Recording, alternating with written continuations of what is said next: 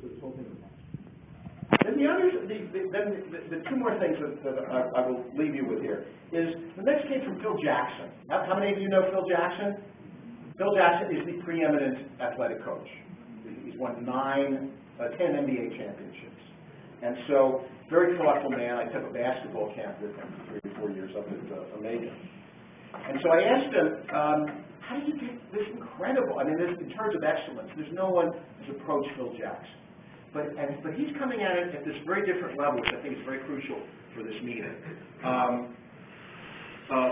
So he says, you know, you have to, how do you do it? And he says, you start with the question, what's our goal going to be as a group?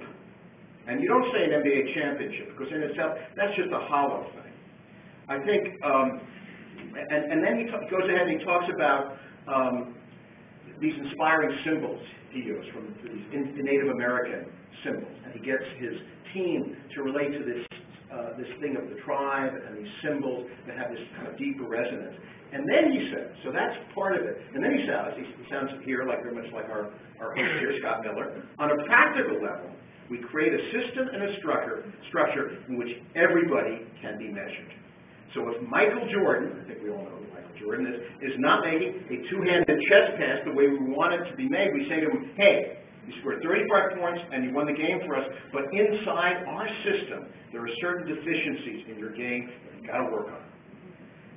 So that's holding to account. And then here's the last piece. And this is crucial, and this gets to what I think Kai is going to talk about later today.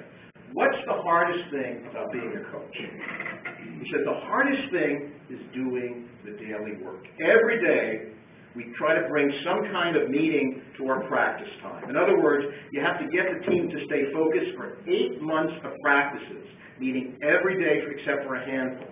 Under these conditions, your connection to the other people on the team can be intense as your relationship with your wife and kids, and you have to keep it fresh and meaningful. They have to keep it from... So I never have 2 practices that are exactly the same. To wake our players up, I regularly try to throw in something that will heighten attentiveness to what we're trying to do. For example, one of the things I did today when the players came in to prepare for our game tonight was to hand an Indian drum to one of them and say, you beat out the drum for us today. All of a sudden, there's an assault of noise that starts your heart or just alters your mental state. It awoke everybody from their dreamlike state. That dreamlike state is this plateau that we all experience in life. But what he's talking about, and I think this is crucial, when you're talking about this question of competency and getting better, I don't think you can do this as an individual model.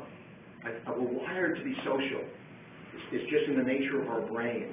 And so the model that we have, and to the extent that we have an individual model of training and sustaining our skill level, is the degree to which I think we're always going to be limited. It's a relationship skill. We have to think systemically if you're going to think about how do you, and those of you, as I spoke to last night, about who are running agencies and creating that kind of context.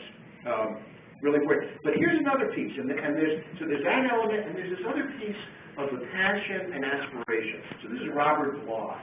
He may not be all that well known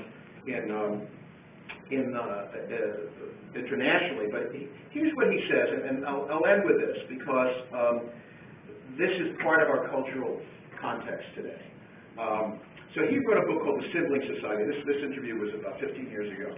And he said, he quotes some German analyst, and he said, he remarked that man's society, with its demand for work without responsibility, creates a vast army of envious siblings.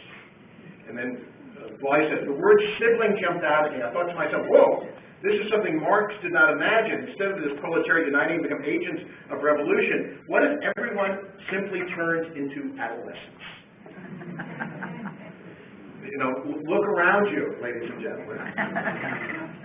So, and then he says, you know, and then he said, and then in this book, and the point, and I think it's a question, I asked him, what do you mean, you know, when you say that people don't know how to grow up today, what does he mean? And his answer is a little surprising. He says, he says for our youthful, he talks about us as a culture that's wedded to youthfulness. during the next 20 years, every person is going to have to decide what an adult is. So then I ask him, one of your main ideas is more than anything, young people today, and not only young people, but I think all of us, lack older people they can admire. Explain what you mean. And then this I think is really crucial for us, that the ability to admire is a kind of food for the soul. The poet Robert Greeley said in a recent interview that two things were important to him as a beginning writer. One, getting back to Phil Jackson, one was a group of people his own age who loved writing and were willing to sit up until 3 or 4 in the morning to talk about it. The other, and this may sound like hero worship on one hand, but to my eye, here it sounds like something else. The other was an older poet to admire. For him, that was Charles Olson. But it never occurred to Greeley for a long time to knock on Olson's door. You need your peers to discuss all your confusions, but you also need a place where your pure admiration can go. So this idea, and so going back into our field, I think part of in this history, part of this early lesson of when I came into the field, I think we had it right.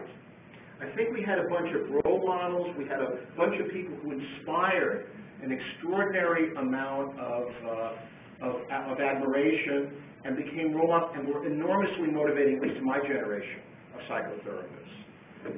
Scott aside, I don't see that in our generation here today. And I think part of this, what you're trying to do is kind of recreate this idea of what's admirable, the super shrinks. So in a sense, the group is something to admire.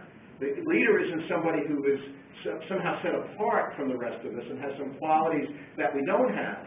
But kind of looking systemically is how do we embrace and give our respect and learn from those who, not because they're the most entertaining and the ones who have the most chutzpah and the most desire to be up on stage to entertain, but to embody something that can be admired, to provide the fuel for this process. Because let's face it, this process of getting better and pursuing excellence, it ain't easy.